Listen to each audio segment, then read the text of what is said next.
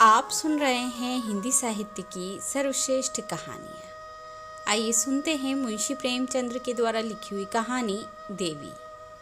रात भीग चुकी थी। मैं बरामदे में खड़ा था। सामने अमीन उद्दौला पार्क नींद में डूबा खड़ा था। सिर्फ एक औरत एक तकियादार बेंच पर बैठी हुई थी। पार्क के बाहर सड़क के किनारे एक फकीर खड़ा राहगीरों को दुआएं दे रहा था। खुदा और रसूल का वास्ता, राम और भगवान का वास्ता, इस अंधे पर रहम करो।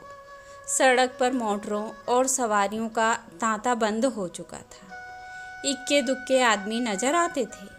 फकीर की आवाज़, जो पहले नक्कार खाने में तूती की आवाज़ थी, अब खुले मैदान की बुलंद पुकार हो रही थी। एकाएक वह औरत उठी और इधर उधर चौकन्नी आंखों से देखकर फकीर के हाथ में कुछ रख दिया और फिर बहुत धीमे से कुछ कहकर एक तरफ चली गई। फकीर के हाथ में कागज का टुकड़ा नजर आया, जिसे वह बार बार मल रहा था। क्या उस औरत ने यह कागज दिया है? यह क्या रहस्य है? उसके जानने के कुतूहल से अधीर होकर मैं नीचे आया और फकीर के पास खड़ा हो गया। मेरी आहट पाते ही फकीर ने उस कागज के पुर्जे को 2 उंगलियों से दबाकर मुझे दिखाया और पूछा, बाबा देखो, यह क्या चीज़ है?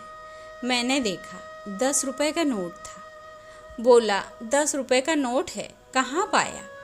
फकीर ने नोट को अपनी झोली में रखते हुए कहा, कोई खुदा की बंदी दे गई है। मैंने और कुछ नहीं कहा। उस औरत की तरफ दौड़ा, जो अब अंधेरे में बस एक सपना बनकर रह गई थी। वह कई गलियों में होती हुई एक टूटे फूटे गिरे पड़े मकान के दरवाजे पर रुकी, ताला खोला और अंदर चली गई। रात को कुछ पूछना ठीक न समझकर मैं लौट आया। रात भर मेरा जी उसी तरफ लगा रहा। एकदम तड़के मैं फिर उसी गली में जा पहुंचा। मालूम हुआ वह एक अनाथ विधवा है। मैंने दरवाजे पर जाकर पुकारा, देवी, मैं तुम्हारे दर्शन करने आया हूँ। औरत बाहर निकल आई। गरीबी और बेकसी की जिंदा तस्वीर। मैंने हिचकते हुए कहा, रात आपने फकीर को? देवी ने बात काटते हुए कहा, अजी वह क्या बात थी? मुझे वह नोट पड़ा मिल गया था। मेरे किस काम का था?